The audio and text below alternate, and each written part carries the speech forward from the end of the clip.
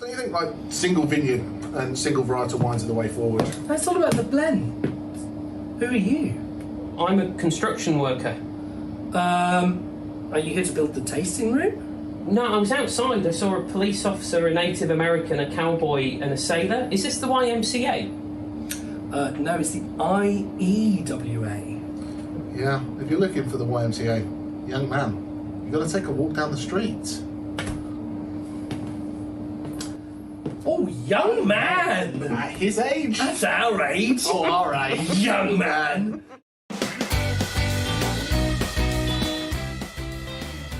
Tonight on the Online Wine Tasting Club, Jamie's children pick the running order.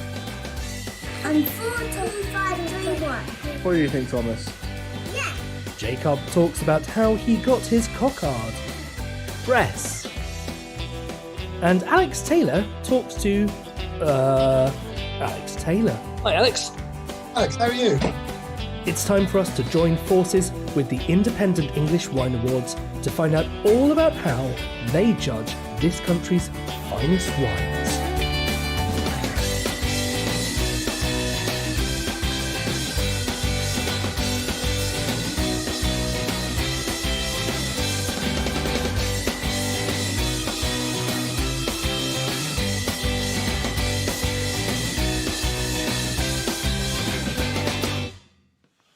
Okay, well, good evening and welcome to our evening special of the IEWA, where we get to talk about and drink some absolutely fantastic award-winning wines. You've got myself, Jamie, who you may have seen me before. If I'm new to you, thanks for coming.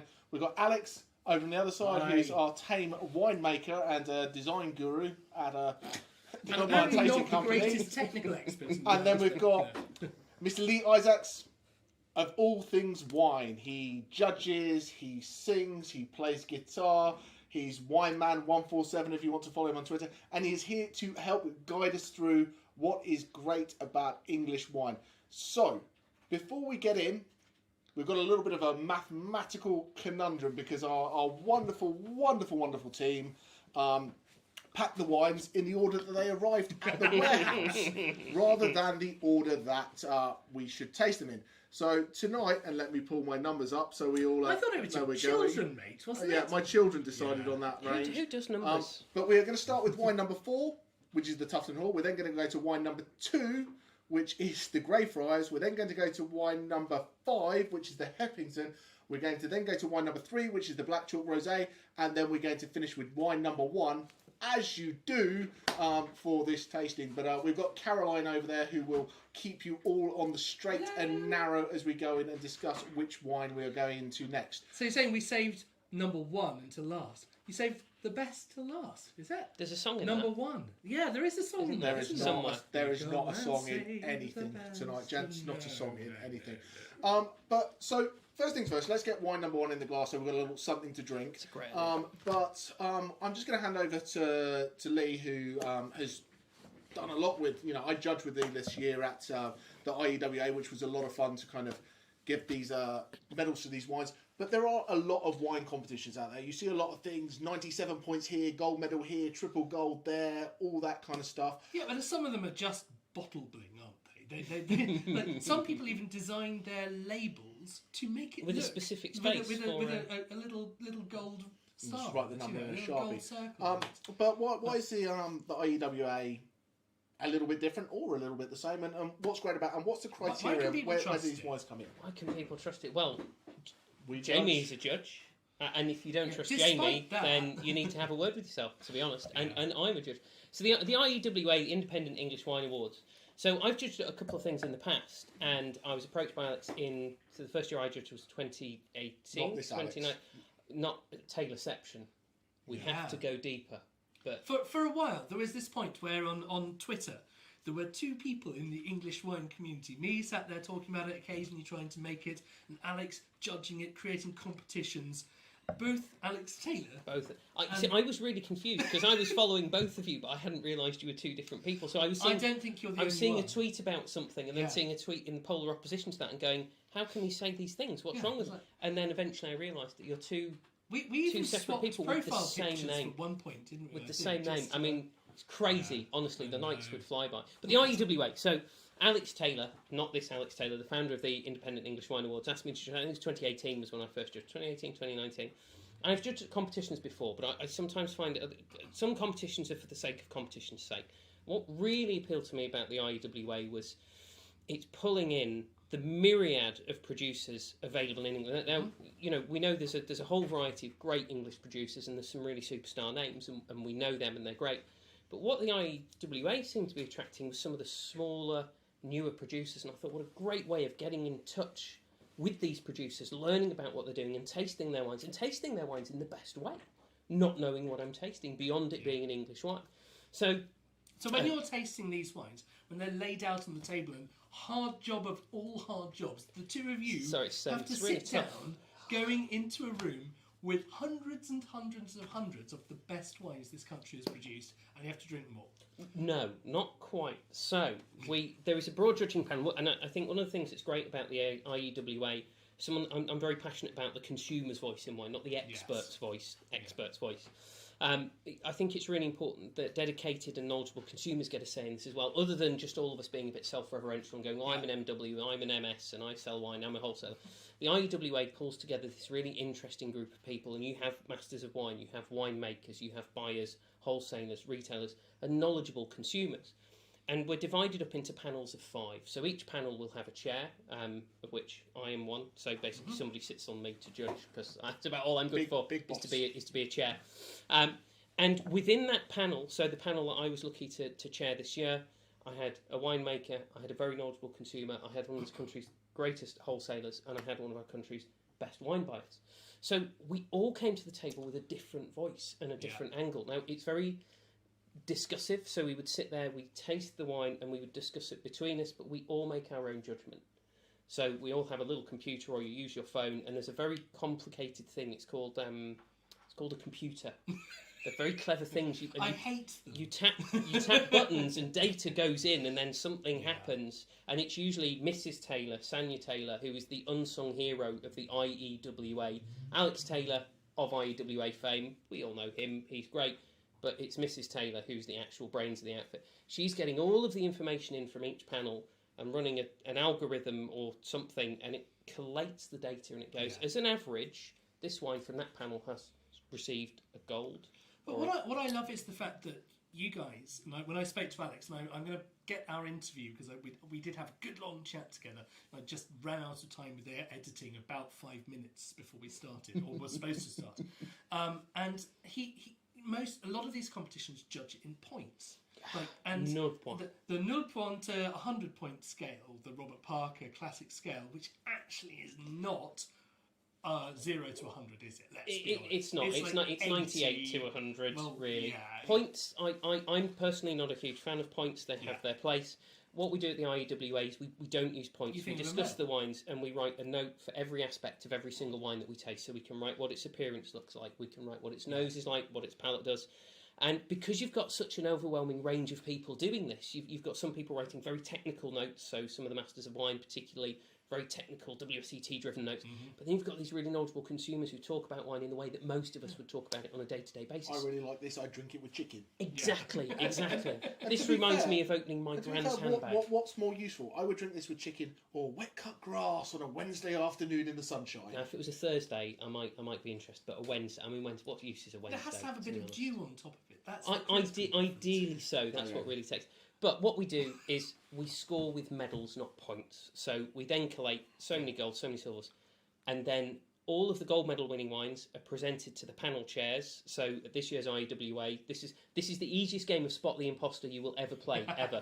So the 5 panel chairs at this year's IEWA: Liam Stevenson, Master of Wine, and Kriebel, makes his own wine as well. Roguishly handsome. Much like Jamie over here. Anne Kriebel, Master of Wine, makes her own wine. Roguishly handsome. Of German wines. Yeah, roguishly handsome, indeed. Ben Holland, winemaker, makes his own wine. Roguishly handsome. Susie Atkins. Susie Atkins. Who's she? Mainstream Broad Street journalist. Roguishly handsome lady. You'll recognise her. You'll know she's Susie. She's a Master of Wine as well. And she's a Master of Wine as well. And isn't she also She's married? not, where obviously this is now a joke, in case you haven't picked up on that. Susie Atkins. Right. And me. I don't make my own wine. I'm not roguishly handsome. In fact, Susie Atkins' exact words from this year's judging were, "It's like having a child on the judging panel." That's a direct quote from Susie. She now refers to me, I believe, exclusively as Lee Child, who I believe is a writer or something. Anyway, the gold medals get presented to the panel chairs, and we retaste, not to say, "Oh, this isn't gold, how did that happen?" but to retaste to say, "What's the trophy winning wine here?" So we will taste all the still wines to decide a trophy. It's still blind. Yeah. Everything is blind. The only time the wines are revealed is Just once double checking my work. Yeah, I'm just making sure. It's pretty good. But anyway, should we get into a video so people can drink, and we can come back and talk more about the IEWA when we come back? Otherwise, people are going to be having no wine left, and we need to get back in. So what are we drinking first of all here? This is the wine number 4. Yeah. Wine number 4. Four. We will Tufton. And I'm going to keep prompting in the chats Thank to you. help people. So Tuffin Hall. So this is one of the nicest Bacchuses. I think perhaps the nicest Bacchus I've ever tasted, and I can tell you that already. But let's go to the video, find out what they have to say about it, And come back. But this is a back. gold medal Gold medal. wine. This is the Best gold. Bacchus. Always Video believe in time. yourself. England's green and pleasant land is a sweet spot for so many crops. It's not too hot, not too cold, not too wet, not too dry. We rarely get tornadoes, droughts, cyclones, hailstones the size of small cars, extreme temperatures, cataclysmic flooding. Basically, none of the extreme weather events that blight so many countries. However, the wine world looks at England in a very different light. You see, there are 2 bands that run around the world, one in the north and one in the south. And if you're in that band, you are seen as a wine place. And, well, we aren't. And traditionally, that is why the UK made beer and spirits. Until very recently, you would not have called us a wine country at all. The Romans, of course, did bring some grapes over and try things out. They even planted as far north as Lincolnshire, but it was a real stop-start affair for the next few thousand years. Vikings destroyed the vineyards, the monks replanted, Normans brought their grapes over. Henry VIII got rid of the monks and their vineyards, but nothing really stuck. Yet still, the UK found itself at the heart of the global wine community. We were the biggest buyer of Bordeaux wines in the world, and we dominated the world of fortified wines like port and Madeira. We certainly liked the stuff. And in the 17th century, we invented champagne. Well, kind of. Hear me out. In 1662, a chap called Christopher Merritt wrote down a scientific paper describing how fizzy wine was made. This was completely new to the world at the time. Now, it's hard to believe, but Dom Perignon, the monk known as the traditional inventor of champagne, didn't develop his technique until several years later. But Merritt only described it. The true inventors in this story were East End London publicans, who created sparkling wine entirely by mistake. What happened is that they would add sugar to barrels of wine to make them more palatable to local tastes. People would take the bottles home, and then the yeast tucked into the sugar and made the wine fizzy. But it was already well known that wine which continued to ferment and bottle would produce this gas, and that would pressurise the bottles because, well, the bottles would explode. However, an astonishingly strange coincidence occurred. You see, the French burnt wood to melt their glass and to make the bottles, while the English preferred to use their wood for making boats to fight the French, so instead made their glass by burning coal. That burns hotter and makes stronger glass, which didn't explode. Instead, you got delicious fizzy wine inside. Now that is all well and good, but our climate was still not even close to warm enough to make really good wine. The hotter you get, the more ripe and sweeter flavours grapes get. And England is not particularly hot. Enter global warming. This has had a dramatic effect on the English wine industry. Many of our summers now are as warm as Champagne and even Burgundy used to be just a few decades ago, and they can make wine. We've also got serious about winemaking, setting up high-tech wineries, labs, and training a whole new generation of winemakers with formal degrees. The results have been astonishing. Our Champagne competitors, well, still a little pricey, are staggeringly good and regularly win the top prizes in the most prestigious international wine competitions. But tonight, we're hoping to show off some still wines, and those have taken a bit longer to come of age. For still wines, you need to rely on the sugars the grapes themselves develop. And in a country that's cold, that's a huge risk. Back in the 1950s, Germans were doing a lot of research into creating grapes that were optimised for ripening in cooler conditions and to resisting diseases like mildew that come along when things are a bit damp. So naturally, that was where the pioneers of the English modern vineyard scene started looking. Ray Brock was arguably the founding father of the modern English wine industry. He imported more than 600 different types of grapes and planted them in Oxted, close to the North Downs, just to see what worked. His advice led to a proliferation of grapes planted like Seyval Blanc, Müller-Thurgau, Reichensteiner and Uxelriebe. These made wine, but much of it was a bit of an acquired taste, especially compared to the delicious, cheap New World wines coming in. The next big breakthrough was a group of people who saw the similarities between southern England with its beautiful chalk downs and Champagne, so took a punt on planting Chardonnay, Pinot Noir and Pinot Meunier, the three classic Champagne grapes. Nye Timber planted these grapes in 1988, and their winemaker Sherry Spriggs was recently the very first woman and the first person from outside Champagne to become International Sparkling Winemaker of the Year. Planting those grapes was a huge gamble. Conventional wisdom says they would not get ripe enough, but this was a gamble that paid off handsomely. Seeing the success on the international stage of brands like Nye Timber, Ridgeview, Chapel Down and Hambledon, the industry has accelerated like crazy. And while still small, the area of vineyards has pretty much tripled since the year 2000. We now make Champagne method wine, Prosecco method wine, white, rosé, red, orange, fortified, natural, organic, biodynamic, dessert, and even ice wines. It's hard to think of something we don't make. And there are now nearly 900 vineyards in the UK, covering around 3,500 hectares. Most of these are in the southeast of the country, as you'd expect, with the real hotspots being Hampshire, Sussex and Kent. But a huge number are now in East Anglia, with this region being seen as perhaps the most exciting area for making still wines. It can be a bit easy to get carried away by the success. It is still immensely expensive here and very marginal in many years. Last year we were hit by vicious late frosts, which meant we made far less wine. And this year it has been an incredibly cold start to the year.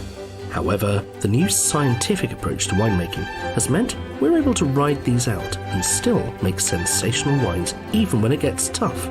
This year alone, there were 130 award-winning wines from England at the International Wine Challenge, and for such a young industry that is literally battling against the elements, that is an incredible achievement. It was my great-grandfather that started this. He was a farm worker and did really well, worked very hard. He gave some land to my granny, and in turn my father built the farm up, and then I took over about 10 years ago. So I was one of the first people around here to take the plunge, and 10 years ago we planted our first vines, and everyone told me that I was mad and that it was a very good wheat field, and what did I know? When everyone's telling you don't do it, almost quite a good thing, because not so many others will have done it. I'm pretty pleased with the way we've done and gone about things so far. We certainly bring a lot more attention to detail. We're local, we're small, and each year will be slightly different. And I just think it's part of the attractiveness of the vineyard that we have here, that we don't have a single star. We are single estate. A lot of other vineyards around here and in the south buy in grapes. They buy in grapes from different vineyards. We're using the same grapes on site from the same vineyard, and that's all we'll ever do. So it's a little bit unique, but we'll keep doing it. The team we have is pretty amazing. We're lucky to have, Pod is obviously, my wife is in charge really, and we've got Liz who's in charge of wine sales, Leslie obviously in the vineyard, and then we've got Raul and his team of amazing Romanian workers. So Leslie is 77, but his diligence and his ability to get the stuff done in the vineyard is extraordinary. The Romanian workers, who all have worked on vineyards in Romania, they all understand the vine plant. They recognise Leslie almost as one of their own, as being he's a man of the soil. So yeah, he's 77, and I hope he's got another 10 to 15 years left in him. He's an incredibly important part of the team. We love him. I'm my own worst enemy with the wine. If it's not good enough, I can't stand it, I can't bear it. So I'm also the first judge of whether it's good enough or not, and so I work very closely with our winemaker to make sure it is good enough. When the masters of wine are tasting our wines and they're saying it's amazing, and last year with the rosé it got the national gold, I just was incredibly proud that people who really know what they're talking about loved Tough and Hall wine, and I think we're beginning to get on the map because of that.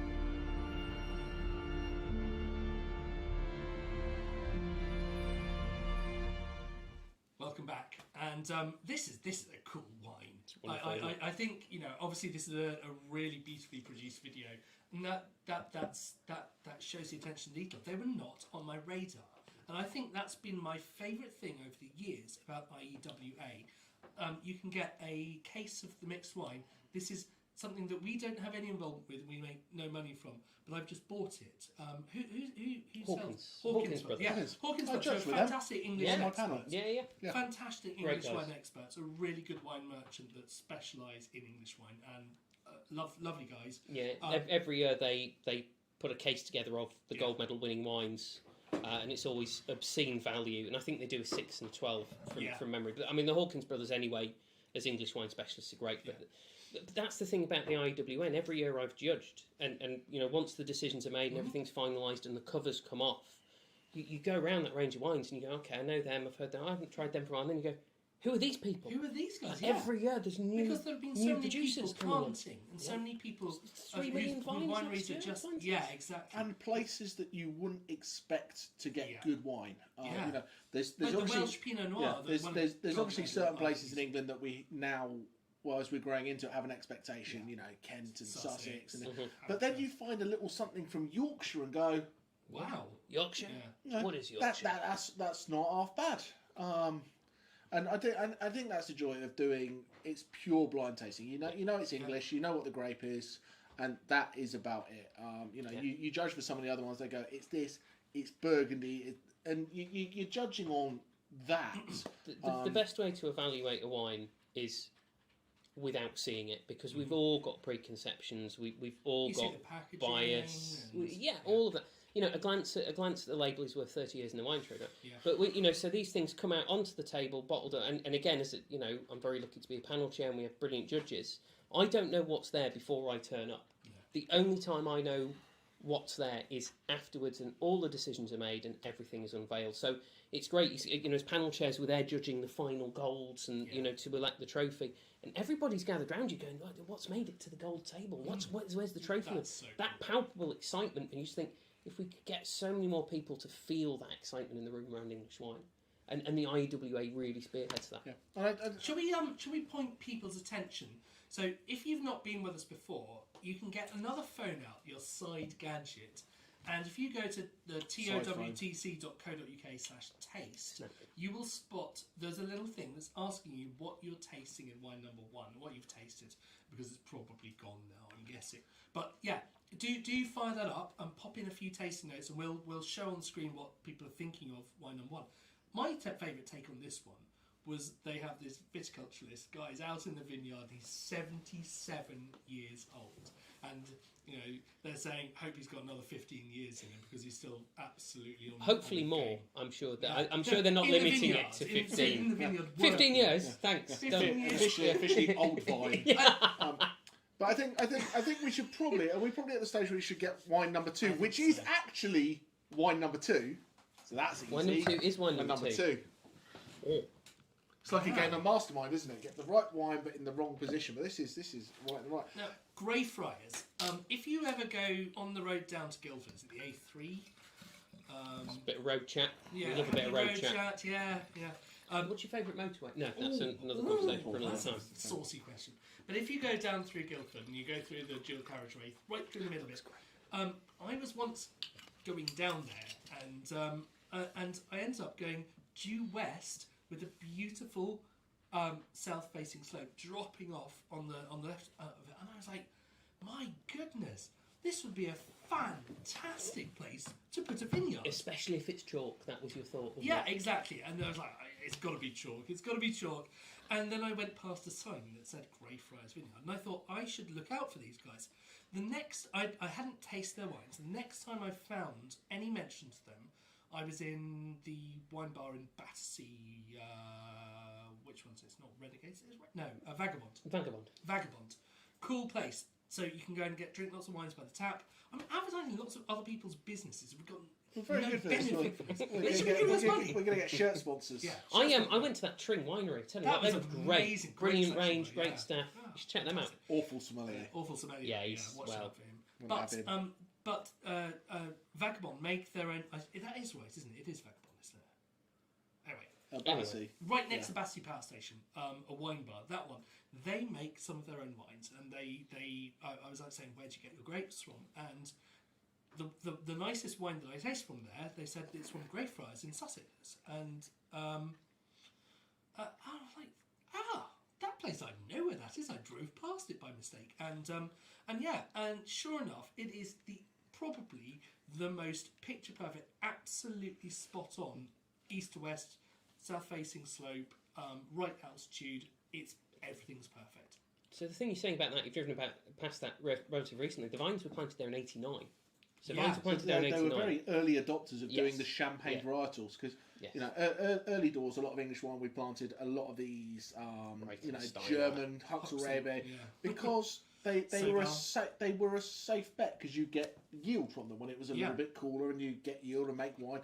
And then Some- even in the later years, they some- moved on to the hybrid grapes, Yeah. or the semi-hybrid. Some peewee. Some were Lovely fine, peewee. some were Yeah. less Lovely great. peewee. But it's really been, that Yeah. Greyfriars were one of the early adopters of doing these champagne varietals, and make some great sparkling. They do a little Pinot Gris, which is in this wine. This is a Chardonnay Pinot Gris blend, but I think they do a little bit of Sauvignon Blanc as well, don't they? I think there's a little bit there. There's some Bacchus from memory. There's the champagne variety. So Yeah. planted '89, but it was Hillary and Michael Wagstaff took over in 2010.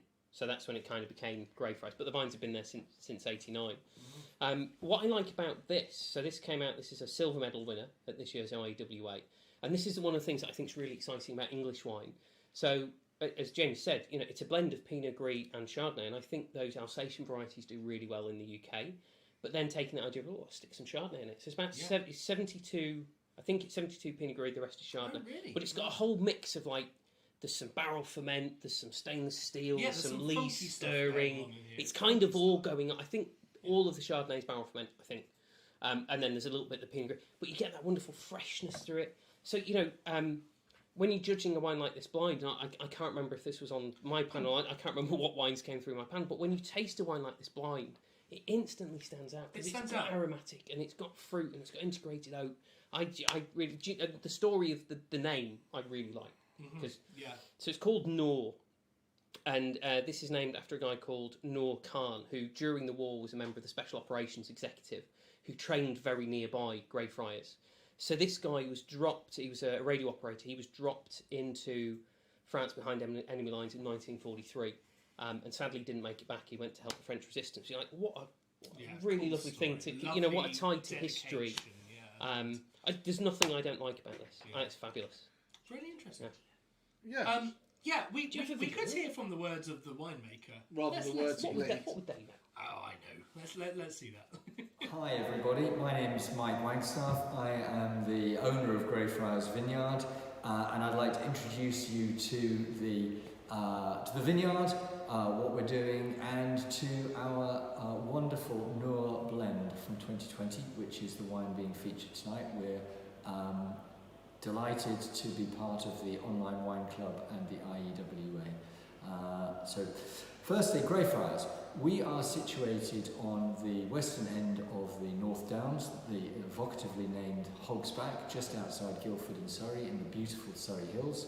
We are sitting on a big slab of south-facing chalk, beautiful wine-growing terroir, and there's actually been a vineyard here for over 30 years. We haven't been here that long. We took over just over 10 years ago. In fact, this year celebrated our 10th anniversary. And we specialise in sparkling wine, but we do a small but increasing amount of still wine as well, which is becoming increasingly important to our business. So that's us. I'd like to talk about the Noor wine. Noor is the first blend that we've produced, and this is a blend of about 70% Pinot Gris and 30% Chardonnay from the wonderful 2020 vintage. We're trying to create a wine here that does two things. It captures the aromatics of the Pinot Gris, as well as the freshness and the citrus flavours of the Chardonnay, to give a wonderful blend. And the name Noor commemorates the Womber training camp, which trained agents for the SOE, the Special Operations Executives in the war, many of whom were women, and most of whom actually didn't survive their mission. They got captured behind enemy lines and were tortured and executed by the Gestapo. So this is the first wine commemorating the heroines of the SOE, and is a delicious, lovely, light, fresh blend. I hope you enjoy it. Cheers. Welcome back to the studio. Now, I honestly apologise for this. We've done 4 tastings this month, and actually Jamie's done a couple more than that. So have you done about another 8 or so? But so it's been a really tough month for us. But we've these are fabulous wines. We just wanted to give a bit of extra support to the amazing organisation that is the IEWA, because they are. There are. I think this is the point I wanted to make earlier, which is that when you look at a bottle of wine and you see these glistening gold labels, if you don't know the difference, they all look the same. But the problem is they're not the same. So some of them, when you look at this wine that's got 5 gold medals on it, they're all from. This was the finest wine in the fair on Tuesday in Leighton Buzzard or something. That was a good wine, though. It must have been a good wine. It was the best wine I tasted that day. Exactly. I've had 3. And there are other wines which are not even slightly independent. So the independent thing is very important, because other organisations, and I'm not trying to name any names or make any kind of implications, because this is a global thing, they are affected slightly by who their biggest sponsors are. So by the fact that everybody is... This is important. I was told not to do politics. Yeah. It's important, because when people look at a wine label and they see these badges, they have to know which ones to trust. So we've always said, for internationally judged wines, the top ones to look at are the IWC, the International Wine Challenge, the SWA, the Sommelier Wine Awards, and things like the Decanter World Wine Awards. And IWSC is nice. IWSC, very fantastic as well.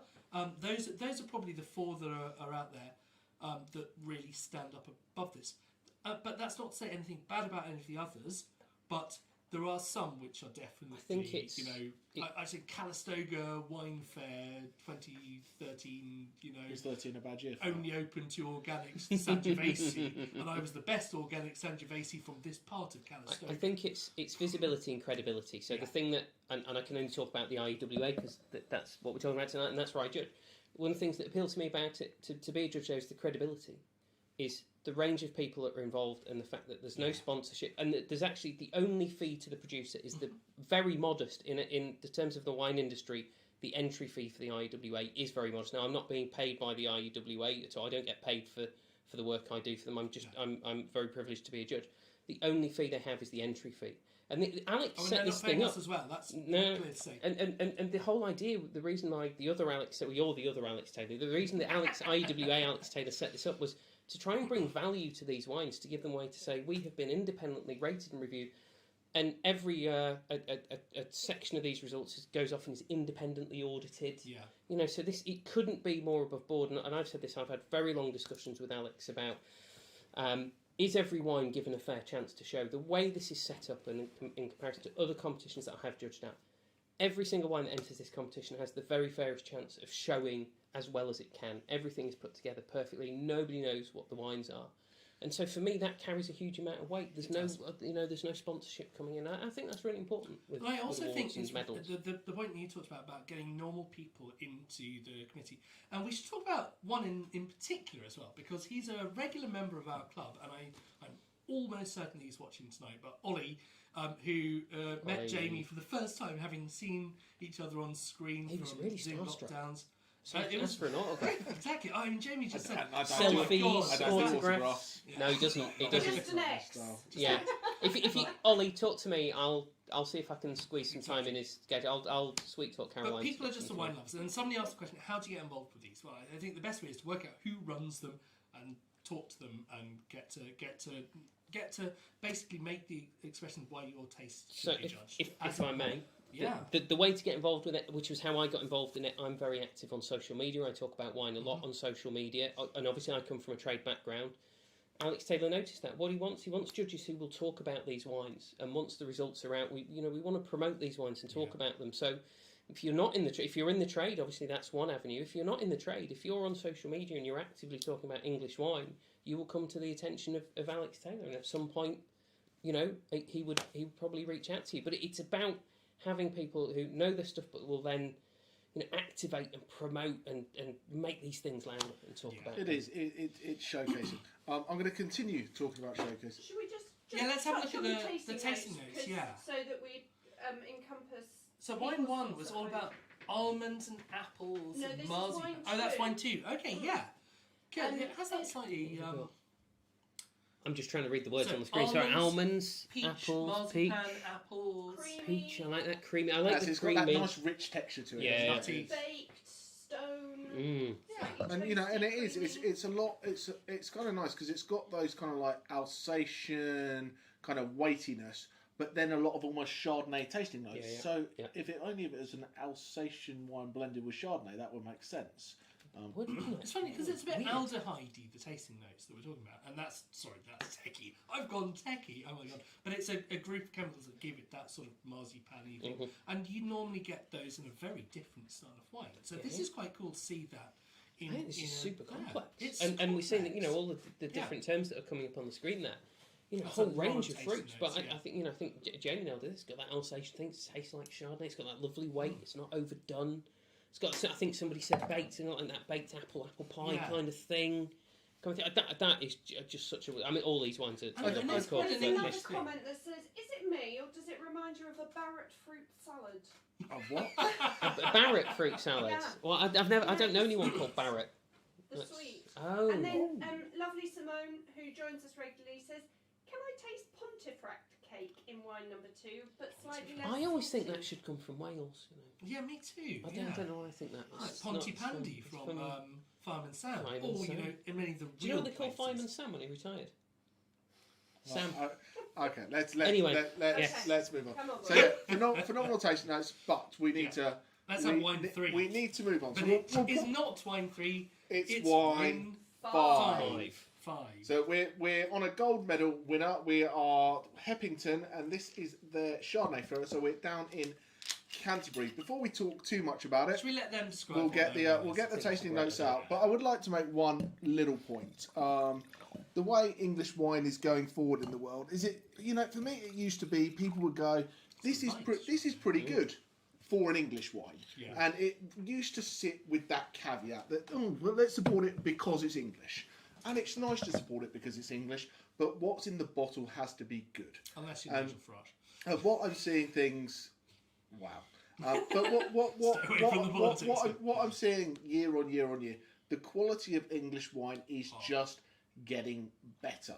So it's and doing an English competition is great to see who's making great, cool, interesting things. But we're starting to see in other competitions the English wines are really standing up for themselves, not only in the sparkling, which we are famous for, but the still wines as well, and especially the whites and especially the rosés are doing a really good job in international competitions. And it's only by putting them against the rest of the world as well we can see what they are. And this is what I want for English wine. Let's not go, this is pretty good for an English one. This should just be pretty good because it's good wine. There's the statement. But on that, to give you the numbers, so this year at the IEWA, 155 wines entered from 69 producers. This year, and I'm doing some considerable rounding just to make the numbers work, but around about 2/3 of the medals awarded were to still wines. And when we talk about English wine, we think of sparkling. That's why English wine has made its name.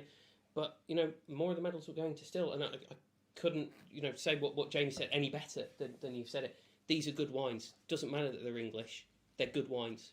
They're not good for English. They're good wines. So should we jump on, get some tasting notes, and hear from Heppington? Hi, I'm Henry Blacksland from Heppington Vineyard, and we're delighted that the OWTC is sampling our 2020 still Chardonnay, which won a gold medal in the Independent English Wine Awards recently, about which we're very proud. Just a brief spiel about who we are. that is me and my wife, who's filming me, whom we jointly own the vineyard. We planted in 2016 on land which is just outside Canterbury, land which has been in my family for many a long year. When I was a boy, it was an apple orchard, and more recently it's been growing black currants, which have been used for Ribena. And we planted principally to make sparkling wine. So we planted the champagne varieties, Pinot Noir, which is 30% of the vineyard, Chardonnay, which is 50% of the vineyard, 10% Pinot Meunier, and 10% Pinot Gris. And the idea has been that we would have a single still wine, which would be the Pinot Gris. Since then, two things have happened.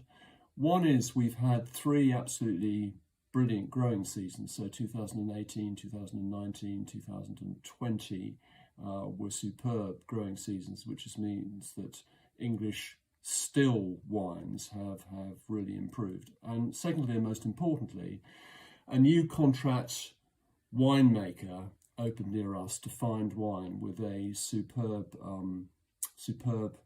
winemakers. In particular, I'd like to single out Poppy Seeley, who's a up-and-coming winemaker who has been principally involved in making our Chardonnay. Chardonnay, of course, is still struggling with the reputation from 30 years ago. Those heavily oaked, very sickly, sweet Australian Chardonnays. But of course, people need to be reminded that Chardonnay is the main grape for sparkling wine, for champagne, and of course it's the main grape for Burgundy. And we like to think that our wine is favourably compared with Chablis. The interesting thing for me is how much this wine has improved in bottles since we released it, which was in May, June this year, and it's going to continue to improve. Anyway, hope you enjoy and have a good evening.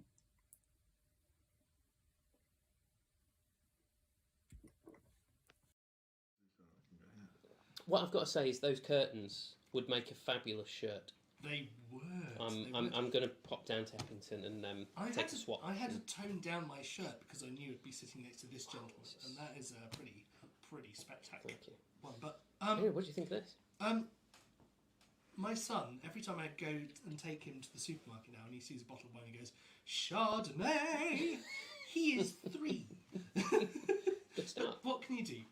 Chardonnay is, I think it's my favourite English wine, and I find that very hard to say because I love so many things. I think the Pinot Gris are absolutely going to be world class, and I think Bacchus has this unique character of. It reminds me of an English hedgerow, the elderflower that just bombards you. It's just so cool. I love so many things, but I think Chardonnay for me is where we can take a classic varietal style of wine and we can make something that is so good and that will not go, oh, that's really interesting. It's just like, oh yeah, that's delicious. It's like a Chablis. I think familiar, but I think we can make it and it's good, but it can be good in its own right without the immediate thing you do when you taste a good Chardonnay from anywhere. You know, Australia or England, doesn't matter. You sort of go, oh, how does this compare to Burgundy? Yeah. And we shouldn't. We've got to stop doing that. And I think around the world are different things like that. But I think we can make a great style Chardonnay that, is interesting, but it's Chardonnay in its own right. It's not, is it trying to be ours? Yeah. And to jump to a different tasting we did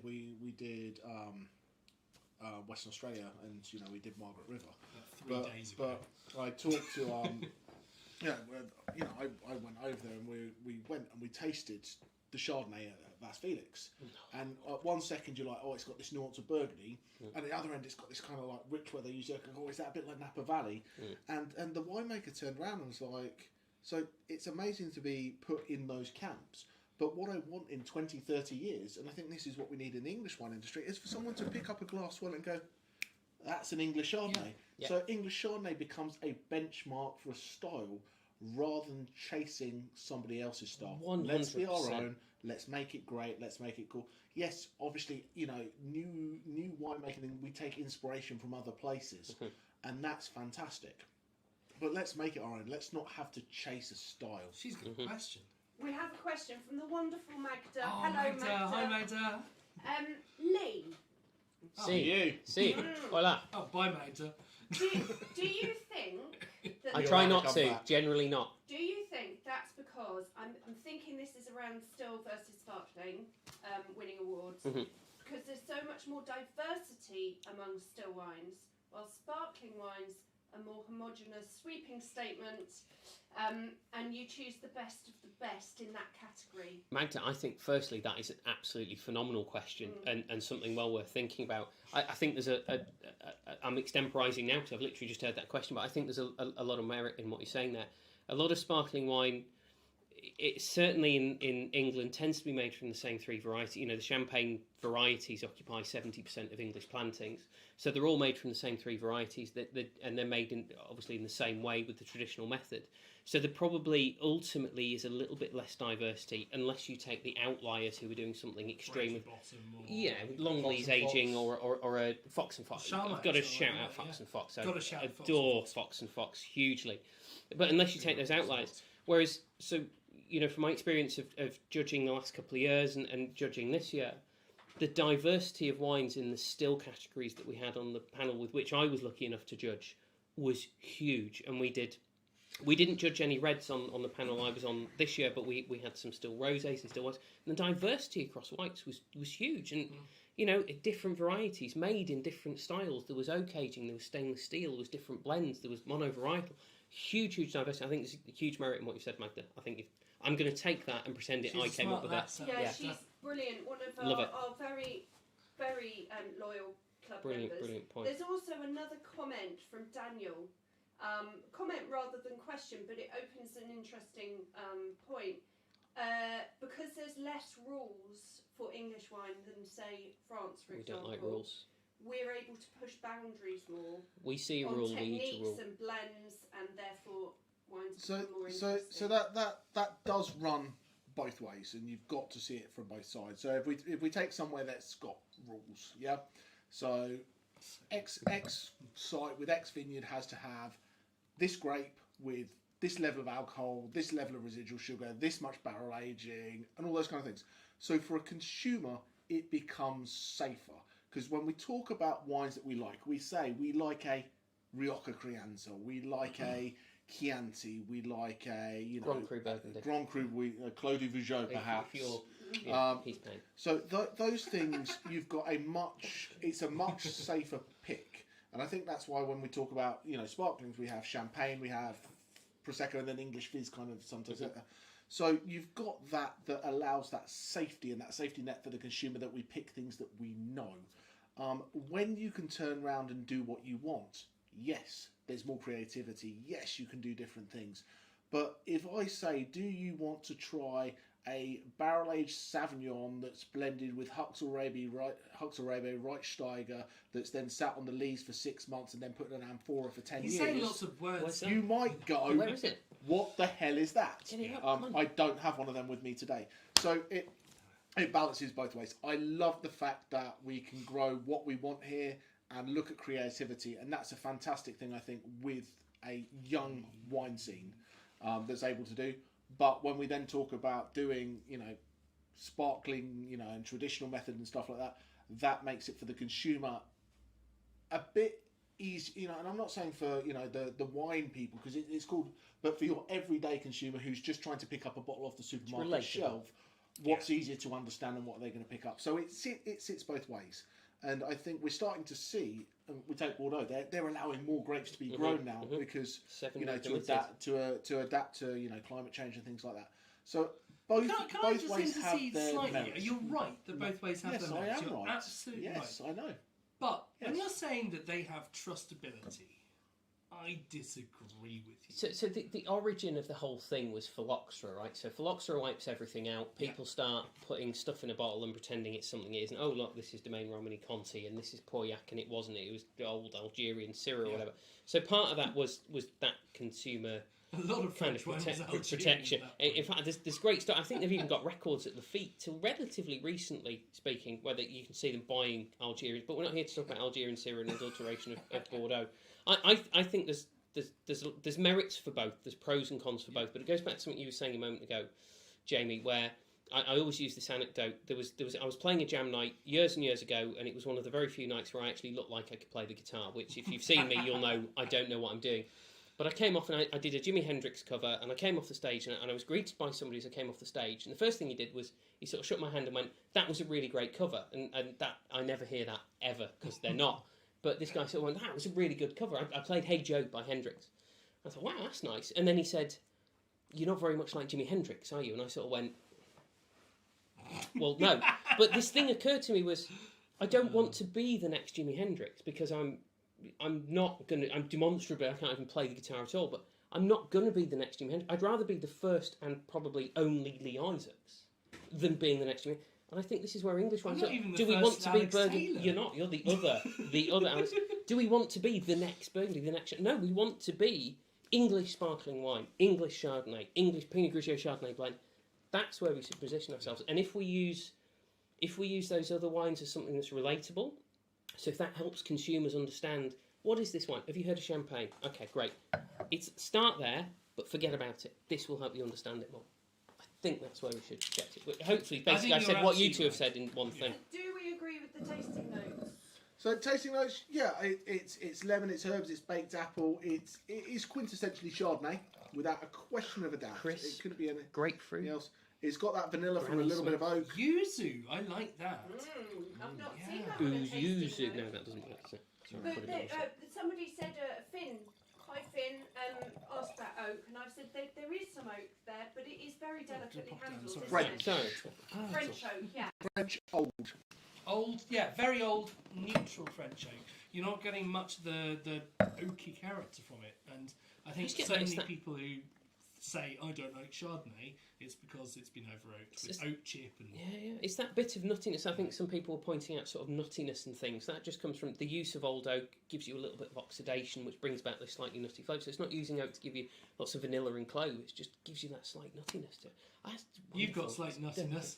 Slight. I was going for full. Always go full nuttiness. Full blown. I was don't half it. So anyway, sorry. Welcome to our so next on we're moving to a little bit of rosé, and we're doing black chalk. So this is a blend of Pinot Noir, Pinot Précoce, and Pinot Gris. So I think most people are probably comfortable with Pinot Noir and Pinot Gris. I think they're great to see. But Pinot Précoce it's something that I really didn't know very much about until I got into English wine. Yeah.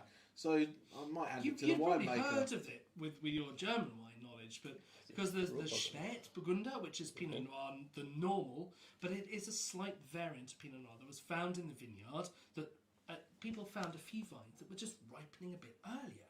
They were changing colour earlier. They were ready to pick a bit earlier. And so people select these and thought, well, let's take them, let's clone them by propagation, taking and cutting and turning into a new vine, because it's a bit cold here in Germany, let's make something that copes with that cold and ripens a bit earlier. They didn't see climate change coming, but so they definitely do now. But they isolated those little slight mutations that just normally happen throughout a plant's life, and they found the ones that were doing something cool. And it's now seen as basically quite a separate. So it is Pinot Noir, but it's Pinot Noir precocious. It's otherwise known in Germany, they call it Frühburgunder. Frühburgunder, yeah. So it's just a slight change on. I love how excited you got about it. Oh, I know, it's cool because I love the idea of it's so precocious. It sounds like supercalifragilistic. It's easy for you to say. If you ripen early enough, you'll really sound precocious. But it's one of those things. So we're seeing a little bit more planting, a few more plantings of it. We're seeing a few more people kind of start to make 100% Pinot Noir Précoce. And more people, like doing Jacob and Zoe have done here, Pinot Noir Précoce blend and with Pinot Gris in there. It's just a really interesting variety. Let's see what Jacob has to say dive into about the video. his he would know. Hello everyone, my name is Jacob Bedley, winemaker and CEO at Black Chalk Wines. We are a small sparkling wine producer based in Hampshire. I would describe us as being a boutique producer within a boutique industry. In 2020, we took the project to a new level and took on 30 acres of our own vineyards, something we hadn't had since we started producing wine in 2015. And we also started building a new winery where I stood now. And although 2020 won't have been remembered for many good things, it was a very good year for grape growing, especially in the UK. Probably one of the best growing seasons of the last 10 years. And with our new winery and our new vineyards, we decided to try something new ourselves, and that was a still wine, a rosé produced from our own grapes, using 3 varieties, and that's the wine you're going to be drinking tonight. As I say, Dempster in Pink was our first go at still wines, and it's using the 3 grape varieties Pinot Precoce, Pinot Gris, and primarily Pinot Noir from 2 different vineyards.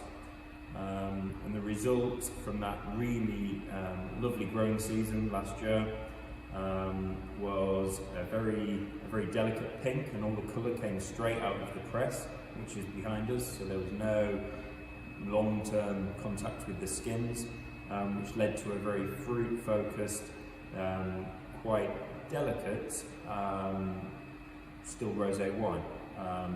And hopefully you'll find on the nose lots and lots of ripe, sort of intense strawberries, raspberries, and then on the palate you've got a really good acidic backbone, a little bit of sweetness that comes from the fruit, but all in all, a very drinkable, lovely, perhaps more summery wine, but you can drink rosé at any time of the year, as we know.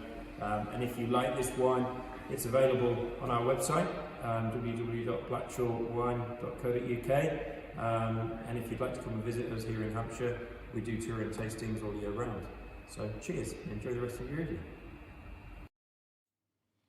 Welcome back. I've got to say, Jacob, one of my favourite winemakers in the country, and also he's working with somebody who I very nearly overlapped with on a master's degree at Plumpton. With Zoe? With Zoe Driver, genius. who's She's a brilliant. genius. She's come up with, I think, we've tasted it before. We tasted the Entice from Hattonby, where she used to work, which was her idea. Mm-hmm. Let's take a whole bunch of Bacchus grapes, put them in a press, and make an ice wine, not an ice wine, but an ice wine.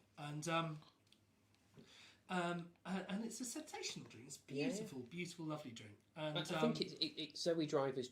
So Zoe Driver, who makes the wine with Jacob, it's her journey into wine. So she wasn't particularly a wine drinker. She went off and spent some time in Australia, started working at wineries, came back, did the masters, and she's now making. She's working with Jacob. She's making some of the best wines in this country. So she's phenomenal. She's awesome. I think big fan. if you ask wine professionals around the country, what are your most exciting up and coming wineries to watch? I think Black Chalk's pretty high up there. You've got Dermot Sugru. I hear you're a winemaker now. Exactly. Irish guy making sense. He's not a winemaker. He's a savant. He is. Wow. Yeah, exactly. It's like Ronnie O'Sullivan playing snooker. The fact that's a good comparison. I love that, because when Ronnie does a 147 break or whatever it is that right?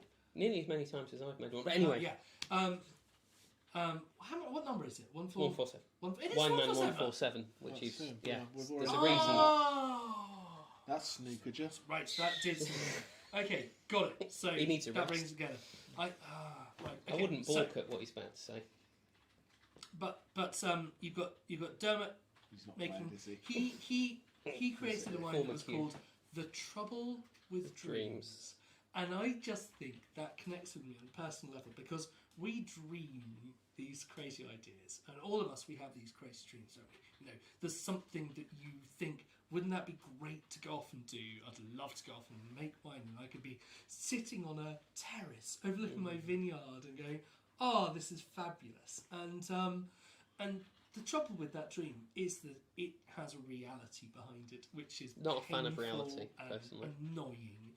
And when we think let's just drink some wine with some friends on the internet like this, it involves do we want to create a factory which is going to cost us millions of pounds and things like that are difficult to deal with. And I think the fact is that when you talk about Jacob and Zoe, they start off just buying people's grapes. Yeah. Then they have now planted their own vines, and now they've bought the top end equipment. So that's relevant to this wine. So the Dancer in Pink, when it was released, this is it's their first still wine. This is a wine of first. It's their first still wine. It's their first wine made in their own completed winery. Yeah. It's their first wine made from their own vineyard. Yeah. This is a series of first. So down in the Tess Valley, it's a big deal in Hampshire, which is the place to be. Like Tess Valley, there's some phenomenal fruit coming out of there. But this is a wine of first. Well, I have to say, what's really, really important about this is the fact that it's won a medal and it's pink. So many times rosés get knocked on the head. You've got red wine, white wine, sparkling wine, dessert wine, and then rosé gets lost. But it takes so much skill. I've talked to so many people about rosé over the last year or two through lockdown and COVID. It takes so much skill to make a really good quality rosé, to get enough colour that it's not red, so keep the colour where it needs to be, and get enough extraction of flavours to make it level. It's very easy to make a watery, bollocksy rosé, excuse my French. Is that a technical term? Yeah, it's in the WSET set now. Faulty, poor, bollocks, acceptable, good, very good.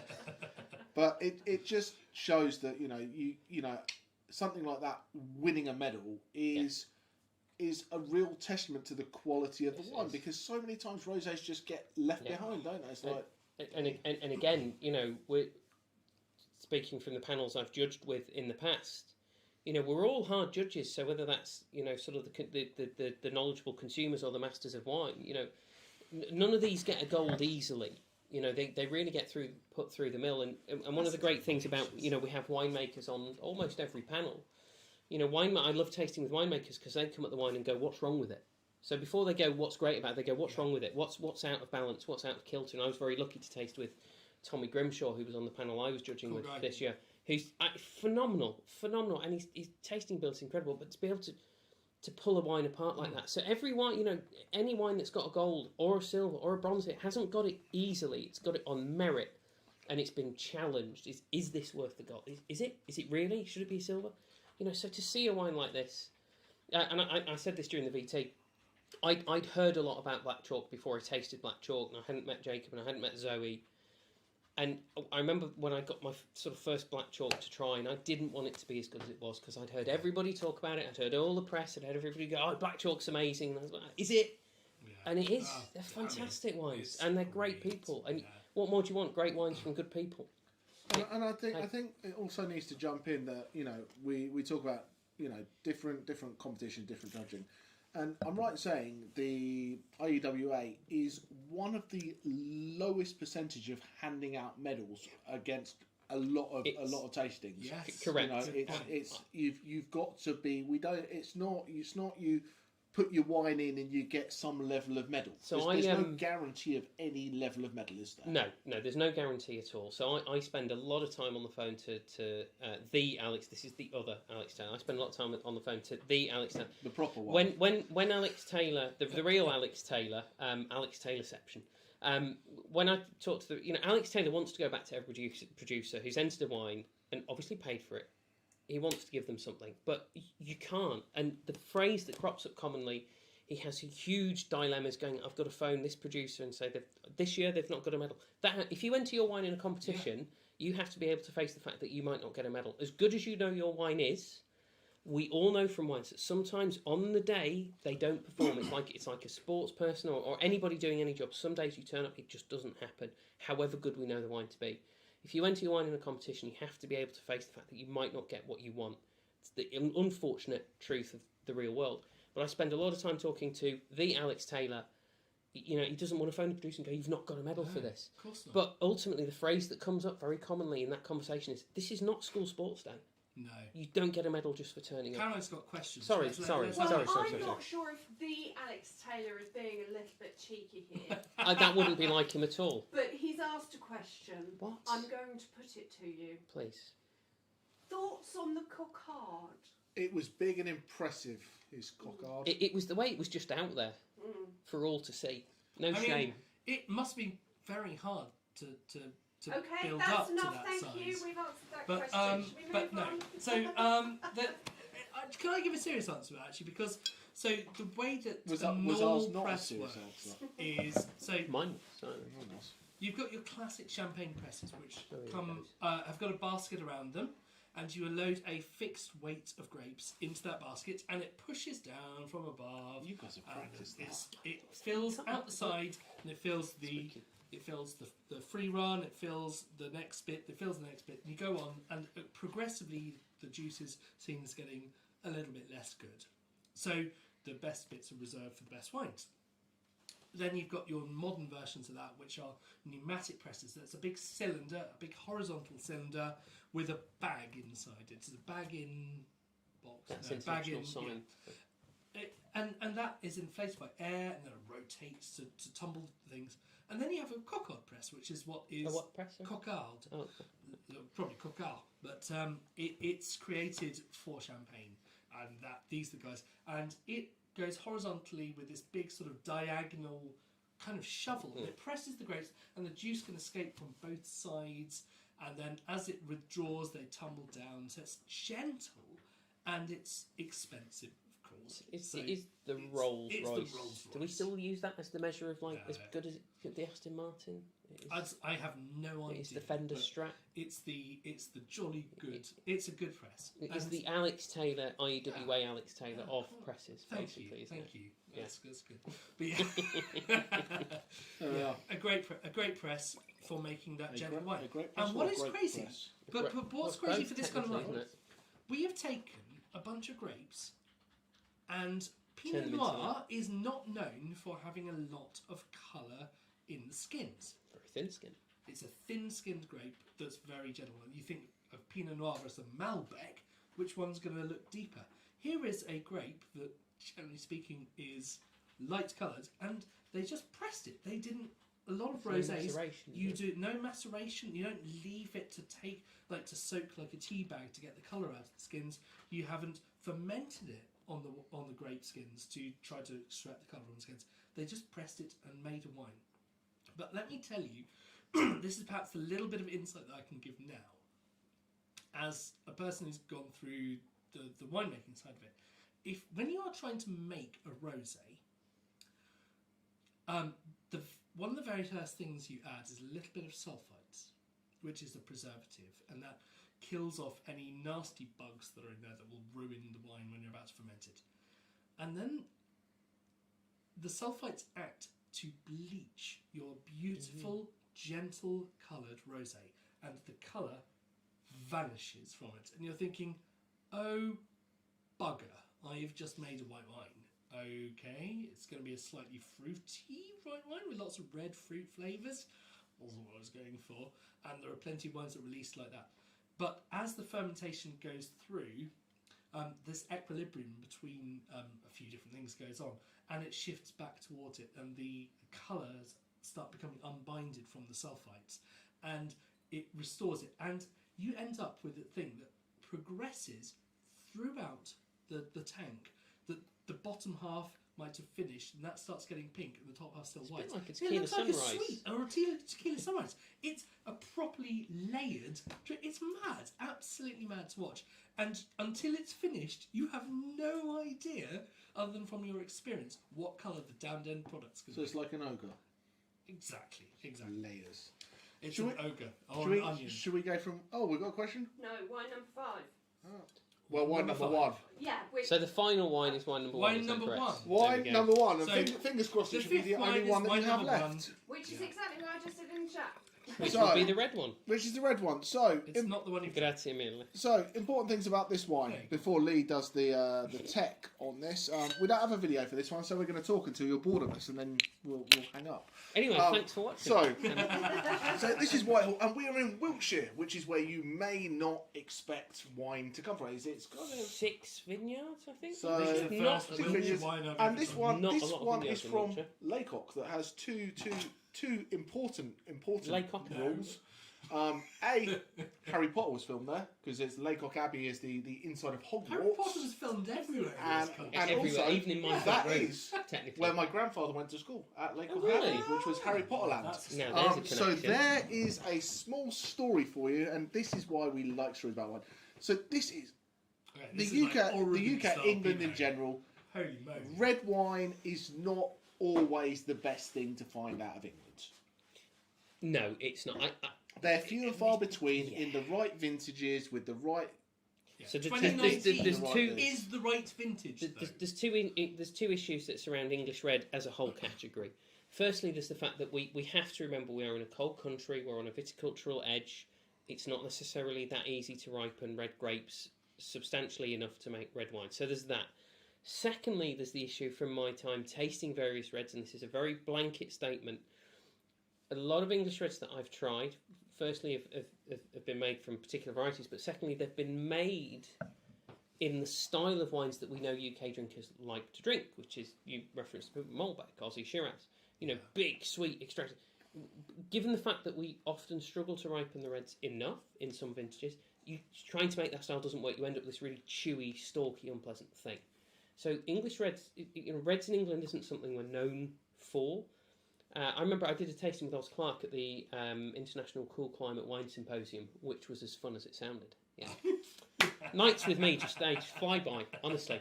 But Oz Clark did this great tasting, and we did a load of Chardonnay. Like, okay, English wine's great, and then he brought out some reds, and like you could feel it. It was palpable. Most of the room going, English reds, really? But he picked this stuff out. There were good reds being made. But I think what is great about English wine, what I really like about the IEWA, I didn't really know Whitehall before my time judging the IEWA, an English red from Wiltshire. Right, Wiltshire's hardly any wine at all. Great gold medal and a gold medal. English red from Wiltshire.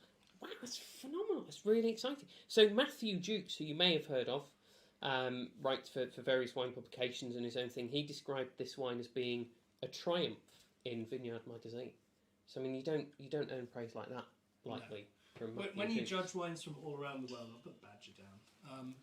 I think Pinot is, again, obviously, it's the obvious red grape that's a noble classic grape for us to grow here. We've done lots of things which ripen a bit earlier. The sort of ones that we tend to think of are things like Dornfelder and Rondo. Now, you won't have heard that. You don't go into Waitrose to order a bottle of Rondo or Dornfelder.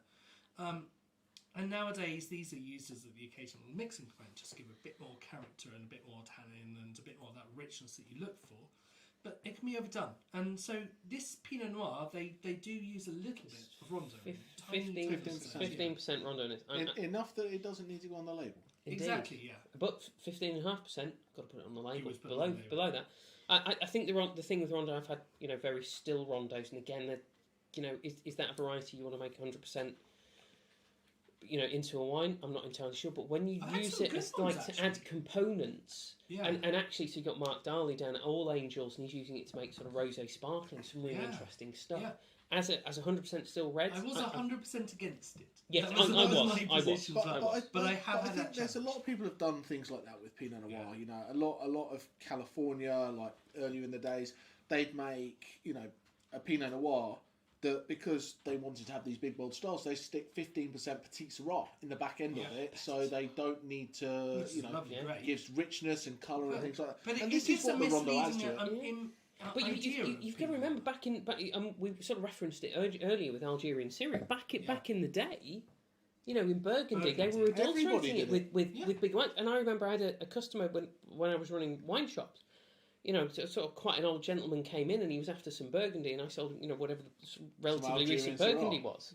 But he was coming back going, this Burgundy is far too light. It's like, whoa, you can't have a pop of Burgundy for being light. It's Burgundy. It's like, no, I remember drinking Burgundy, it was huge and mouthing. It's like, oh, you were drinking Burgundy back in the 40s, 50s vintage where they were sticking the stuff in it. So it does give you that false impression. Was it Jasper Morris? Probably. I mean, he's one of the Burgundy guys. He wrote the guide Inside Burgundy, which was an excellent. What he doesn't know about Burgundy, right? It was a fantastic guide for consumers as how to choose your Burgundies, and we can't talk Pinot Noir without talking Burgundy. he gave this expose of what people are chaptalising. They were adding sugar into the mix to boost the alcohol. And do you know what? I'll be quite honest, that happens in England as well. Because when you've got a bad year, but not in 2019.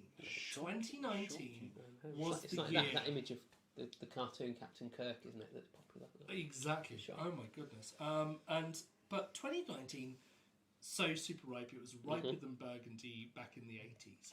2020, lots of it was not, but the frost killed a lot of the grapes, and so the ones that were left became pretty damn good. This year's, I think, been a pretty similar kind of story. I think 2021. So I've not heard anybody write 2021 off, but I've heard a lot of negative press about 2021. I've been lucky to spend a little bit of time with a couple of winemakers. I was down at Hush Heath for the weekend, and many thanks to Fergus who gave me a great time down there. There's some really, really good fruit. It's been a tough vintage, and any wine that comes out of this vintage that is good, the work that has gone into that is immense. But I think that was one of your favourite top tips for me, was that a good winemaker makes great wine, even a bad vintage. Yeah, and I think we look. I think we all have. And Magda put it in the chat. Like 2018 was the year of years because it was warm. It was this. It was that. But that meant anybody with a grape could make good wine. Yeah. You didn't have to be a skilled winemaker. I'm not knocking anybody who made their wine, but that's a different story. But I think that's the thing, that if you've got a winemaker who is passionate about what they do, and you follow them and you know what they do, they're not going to put their name in a bottle of wine that's not great. They'll turn around and go, we'll sell the grapes to somebody else, or we'll make a small parcel of this and things like that.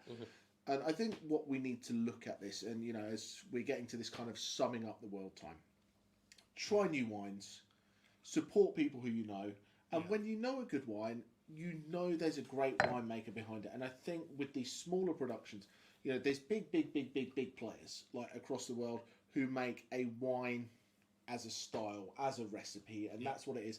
And each year, and from very, very cheap to very, very expensive. A lot of champagne houses, they're looking at this kind of like house style.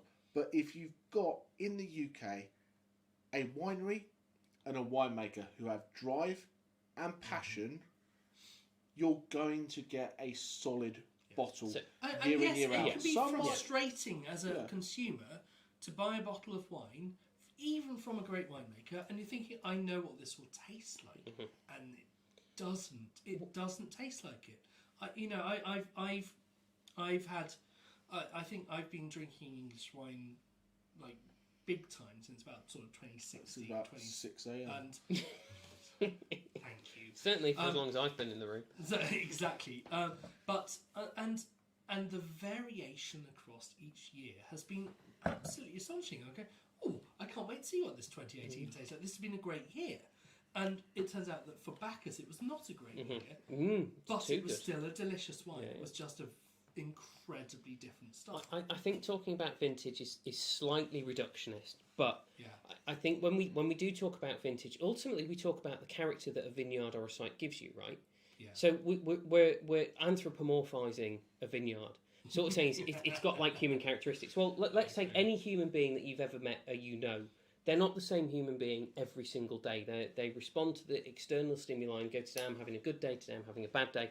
They give different sides of themselves, and it's all of those sides that combine to make the greater whole, and that is who that person is. It's the same with vineyards. So how does that vineyard react when there's frost, when it's cold, when it's rain, when it's hot? Now, any grape grower worth their salt, what a good grape grower does is they know how to respond to the conditions. A good grape grower doesn't just go, well, it's frost, that's it, it's all over.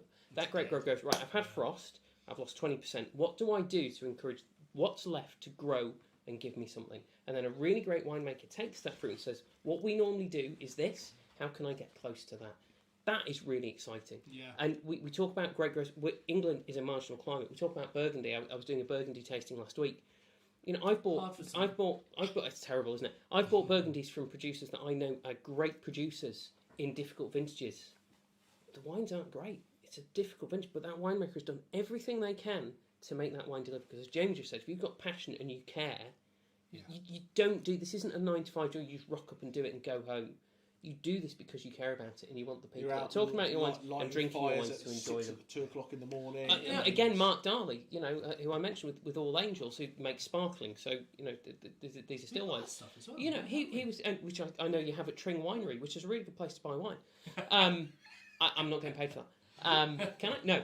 But I mean, March, April, I was messaging him almost every day. He was sleeping like 2 hours a night during April. Like crazy. 28 frost incidents. But what you can say is that it might not be as good as his very best or her very best on the best year. Still got something. And it's still got something. But the ones who don't care, the quality will have dropped more. A lot more. And a wine like that comes into a competition like the IEWA, it won't score because the process is as rigorous as a process can be for determining how good a wine is. And guys, we don't have prices tonight because what we are encouraging you to do is to go to the winemakers themselves. If you like the wines from tonight, try some of their other ones. Buy the ones that you do.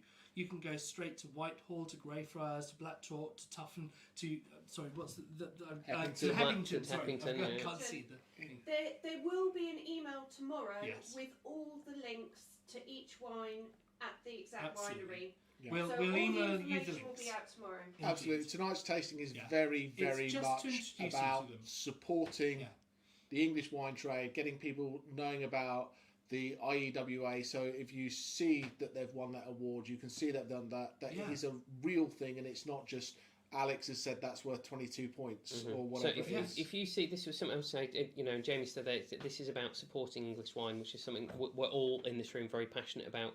The IEWA, you can see credibility. I mentioned it's externally audited. This isn't just a bit of fun. Alex Taylor comes from a legal background. He's very clued up about what do you have to do to make this right and make it valuable, which it's there. Look up the IEWA and their results have been going since 2017. The other thing I wanted to give a shout out to a fellow judge of ours at the IEWA, John Mobbs.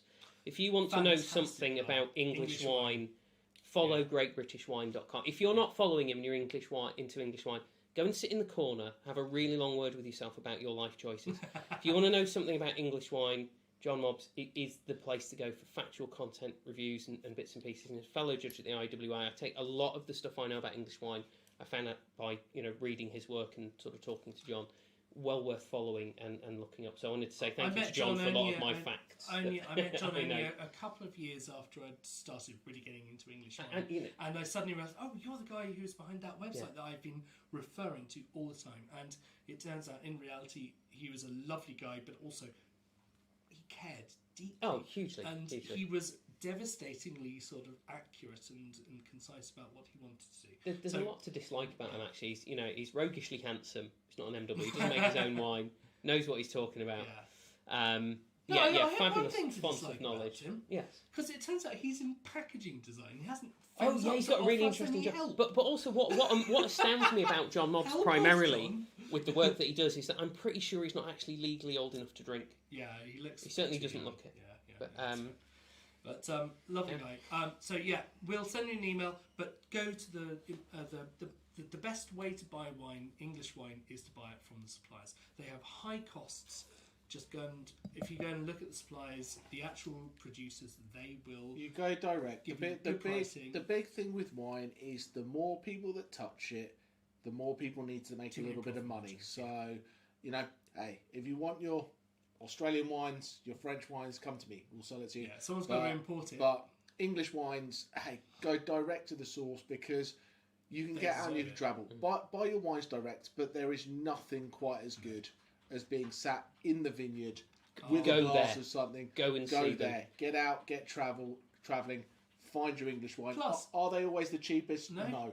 But you'll go, have a good time. And I guarantee if you go to the right vineyard, you will remember your trip there and the wines you had long after you've paid your credit card bill. So get down, support, have fun, and let us know where you've gone because we love you guys follow us and we'd like to follow you a little bit. That sounds a bit stalkery, doesn't it? Not into your kitchen or anything like that. You know what Magda had for tea tonight. Oh, that's good. was it nice? Because I didn't get an invite.